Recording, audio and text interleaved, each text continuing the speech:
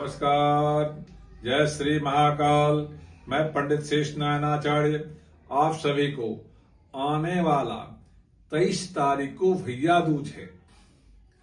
भैया दूज में विशेष महत्व रखता है, जो आप अपने घर में विधि विधान के साथ देवी देवताओं को पूजन अर्चन करने के बाद अपने घर में अपने भाई को बुलाएं, साथ ही उनको पूरब दिशा में आसन पे बिठा करके और एक जल का पात्र लें, उसमें गंगाजल और अनेक प्रकार का जल रखें, साथ ही 5 पान का पत्ता रखें और उसमें 5 सुपारी रखें या 5 चांदी का सिक्का रखें या 1 या 2 भी सिक्का रख सकते हैं।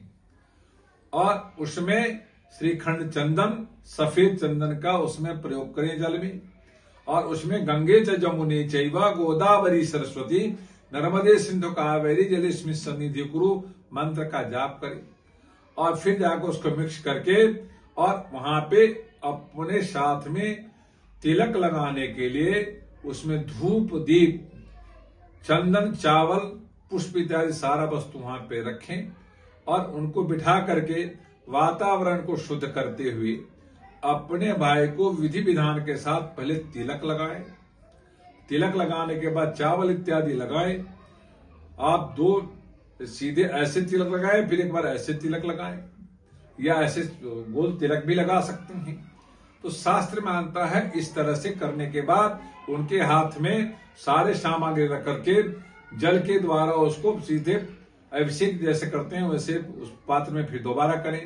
उसमें कहते हैं जैसे गंगा यमुना को नौत रही है, यानी आमंत्रित कर रही हैं, उनको पूजा कर रही हैं, सम्मान कर रही हैं, इस तरह से मैं अपने भाई का सम्मान पूजा करता हूं और मैं उनको विधि विधान के साथ उनके जल और पुष्प और जो भी वस्तु हैं उससे पूजन अर्चन करते हुए मैं जल के द्वारा प्रतिज्ञा करता हूं, जो मुझे ये सुरक्षा प्रदान करेगा मैं इसको आशीर्वाद प्रदान करूंगा।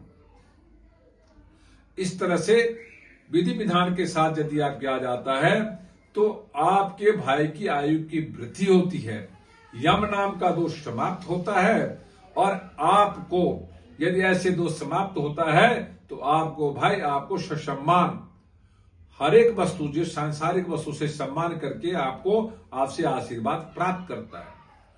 हम अनेक देवी देवताओं को उसमें विधान करते हैं, मगर इसमें गंगा और जमुना का विशेष महत्व है। उसी जल के माध्यम से उन्हीं को याद करके हम पूजन अर्चन करते हैं, हम उनसे आयु की कामना करते हैं और आयु की कामना करते हुए हम तिलक लगाते हैं। भाई को आयु वृद्धि के लिए, मृत्यु दोष समाप्त करने के लिए, सुख समृद्धि प्राप्त करने के लिए, घर में खुशी की वातावरण प्राप्त करने के लिए हम उस दिन विशेष तिथि, विशेष अवसर पे 10 बजे से लेकर के 2 बजे के अंतराल में आप करते हैं तो किसी प्रकार का कोई दोष नहीं है।